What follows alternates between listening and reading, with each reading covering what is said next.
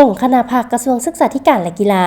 เลือกได้คณะบริหารงานภาคสุดใหม่สมัยที่10กองประชุมใหญ่ผู้แทนองค์คณะภาคกระทรวงศึกษาธิการและกีฬาครั้งที่10ได้ไขขึ้นและดำเนินอย่างเป็นทางการในระหว่างวันที่25หา26กันยายน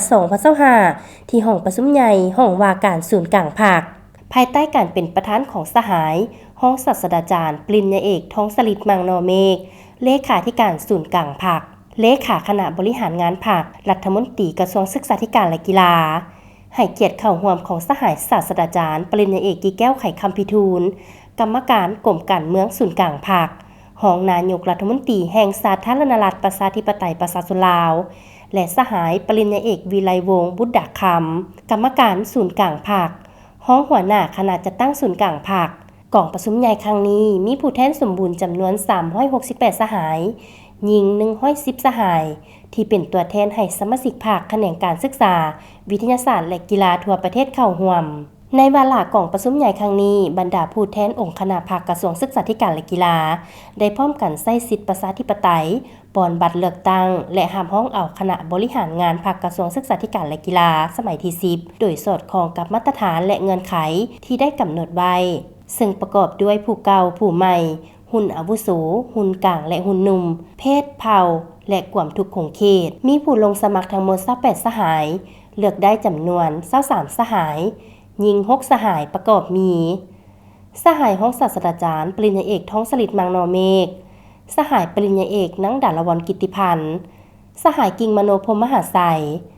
สหายปริญญาเอกตุดาบันนอเมืองเศษสหายห้องศาสตราจารย์ปริญญาเอกลาวันวงศ์คำสารสหายวีรวันบุญสุขไทยสหายห้องศาสตราจารย์ปริญญาเอกนางศิรินทร์ศักดิ์ลอคำสหายห้องศาสตราจารย์ปริญญาเอกสินทวรดาลวงศ์สหายวิไลพรพรหมมหาไสยสหายสุขสวัสดิ์สิหาปัญญาสหายปัญญาจันทวงศ์สหายนางนวมคำจันทบุรีสหายสีจันทร์จิตตปัญญาสหายแสงเสด็จบุญลาวงศ์สหายแก้วอุทธรรุ่นแสงจันทร์สหายศาสตราจารย์ปริญญาเอกภูเพชรเกี้ยวพีลาวงศ์สหายนางจอมแพงวงศาสหายนางกองมณีวัฒนาสหายปริญญาเอกลำพูนหลวงไส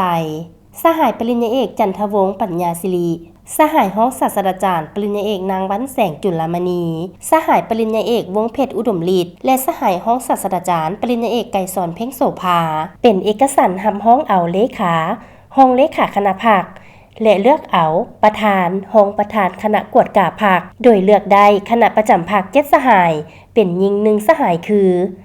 สหายห้องศาสตราจารย์ปริญญาเอกทองสฤทธิ์มังนอเมฆสหายปริญญาเอกนังดาลวรกิตติพันธ์สหายกิ่งมโนพรหมมหาไสย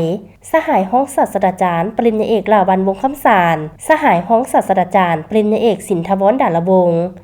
สหายวิไลพรพรหมมหาไสยสหายปริญญาเอกตุดาบันนอเมืองเศษในนั้นกองประชุมครบคณะข้างปฐมฤกษ์ขององค์คณะภาคกระทรวงศึกษาธิการและกีฬาสมัยที่10ได้ตกลงเห็นดีเป็นเอกภาพเลือกเอา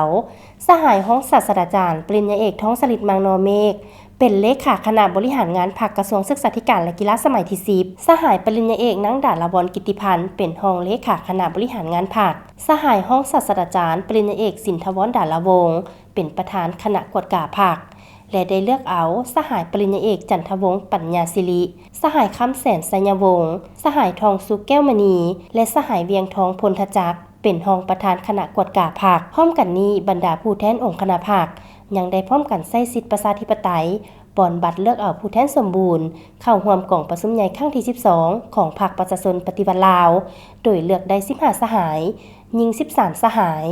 ในนั้นมีผู้แทนสมบูรณ์12สหายและผู้แทนสำรอง3สหายโอกาสนี้สหายศาสตราจารย์ปริญญาเอกกีแก้วไขคำพิทูลกรรมการกรมการเมืองศูนย์กลางภาครองนายกรัฐมนตรีแห่งสปป.ลาวได้ตีราคาสูงต่อกองประชุมที่มีความสำคัญยิ่งพร้อมทั้งย่องยอสมเสยผลงานการเคลื่อนไหวของคณะภาคแต่ละขั้น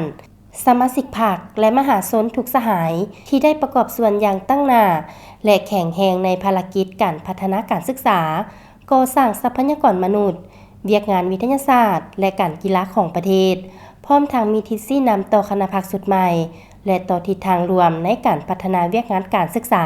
วิทยาศาสตร์และกีฬาตามคำขวัญของกองประชุมที่ว่ายกสูงความสามารถนำพาหอบด้านของคณะภาคทุกขั้นปรับปรุงระบบการศึกษาวิทยาศาสตร์และกีฬา ให้หันเปลี่ยนอย่างแข็งแรงและมีคุณภาพสูงรับใช้ภารกิจของพรรคสามารถเชื่อมโยงกับพรรคพื้นและสากล